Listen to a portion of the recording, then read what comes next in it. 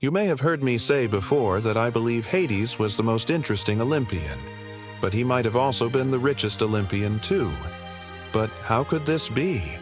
After all, he ruled the Underworld, a place seemingly devoid of wealth. And even worse, he was the god of death, darkness, the cold and hard soil of winter. How could such a god embody richness, power, and hidden treasure? Well, let's find out together. In this series, we look at what ancient people used to tell stories about and why those stories continue to resonate with us today.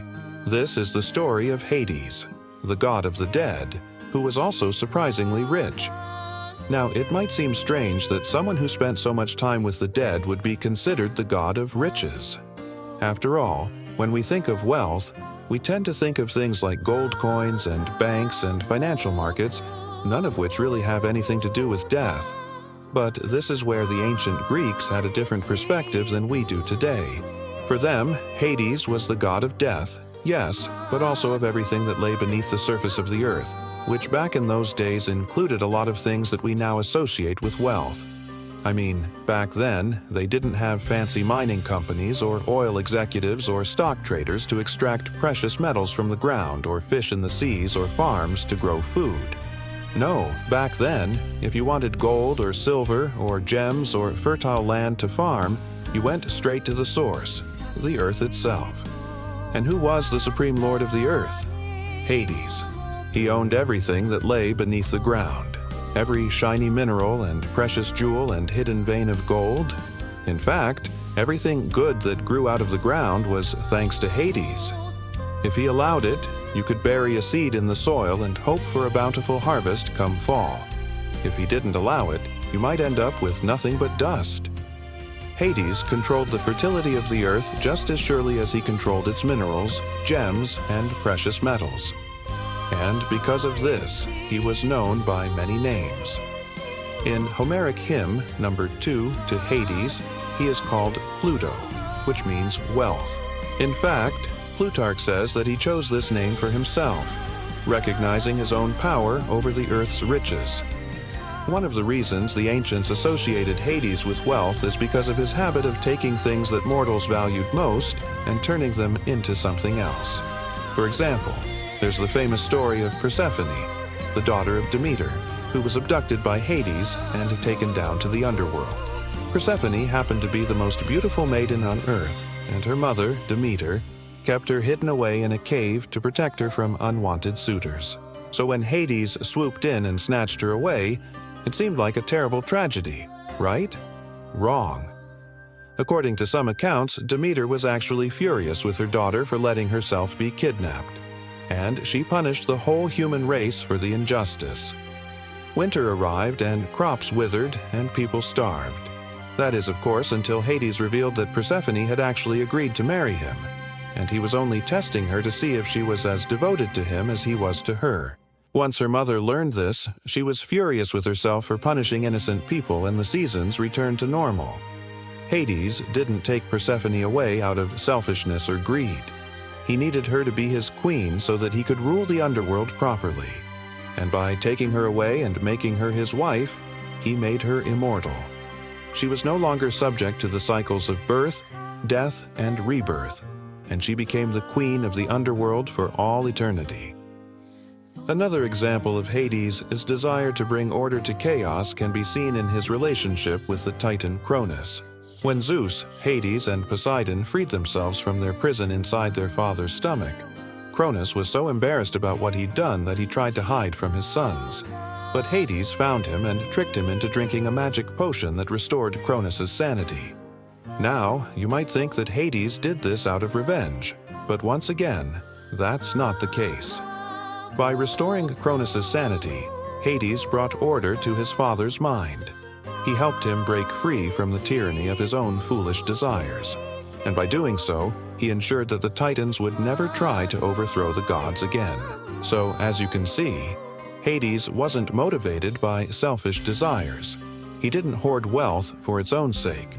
Instead, he used his power to bring order to the world around him. He understood the importance of balance and knew that true wealth lay not in material possessions, but in the well-being of his people. Now, you might be thinking that this is all well and good, but what does it have to do with us today? Why should we care about the lessons of Hades? Well, the answer is simple. Because Hades teaches us that true wealth is not just about money.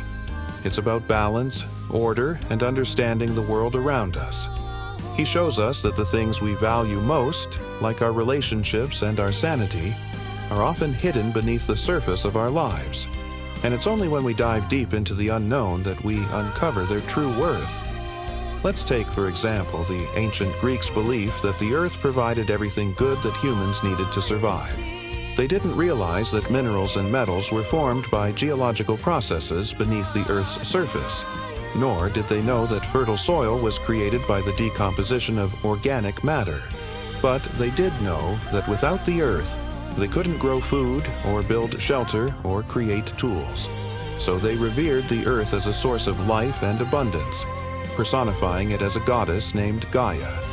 They recognized that the Earth was not just a lifeless rock, but a living, breathing entity that sustained them in every way.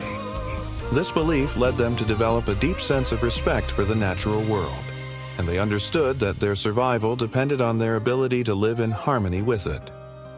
Today, we have a much better understanding of how the Earth works. We know that minerals and metals are formed by natural processes and that fertile soil is created by the breakdown of organic matter. But we've lost that sense of wonder and respect for the Earth that the ancient Greeks had. We've become so disconnected from the natural world that we've started to see it as a resource to be exploited rather than a life-giving force to be respected. This has led to a degradation of the environment and a loss of biodiversity, and it's ultimately unsustainable. The ancient Greeks also believed that death was a natural part of the cycle of life. They didn't fear death, and they understood that it was necessary for the continuation of life. This is reflected in their myths and stories, which often feature characters who die and are reborn, such as Persephone, the queen of the Underworld. In her story, Persephone dies and is reborn each year, bringing the seasons with her.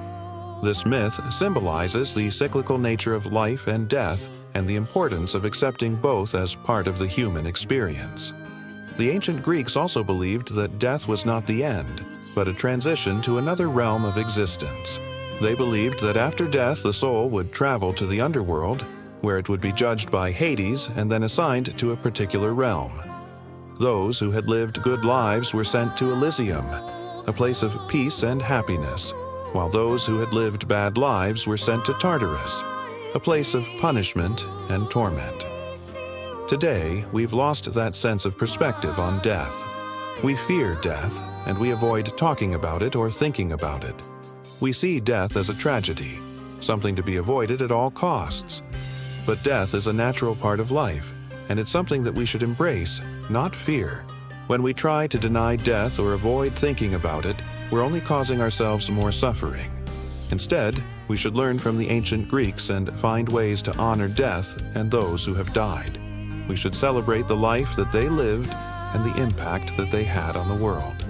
And we should also prepare ourselves for our own eventual deaths by living our lives to the fullest and making the most of the time that we have.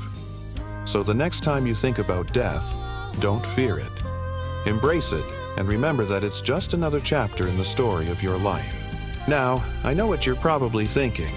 All this talk about death and the underworld and hidden treasures, and you haven't even mentioned the coolest thing about Hades. His dog, Cerberus. Man, that dog is awesome. Okay, I agree. Cerberus is pretty cool. But if you want to learn about him, you'll have to wait till next week's video because that's going to be the topic of Cerberus and the origins of hell. But don't worry, it's only 1 week away. Thank you all so much for watching and listening. I hope you enjoyed this video. If you did, please hit that like button and consider subscribing. It helps me make more videos like this, and it helps get this content out to more people. Also, leave me a comment. What did you think of this video? What surprised you? What do you disagree with? And if you have any other suggestions for topics that I should cover in future videos, please let me know in the comments below. Again, thank you all so much for watching and listening. I'll see you all next time.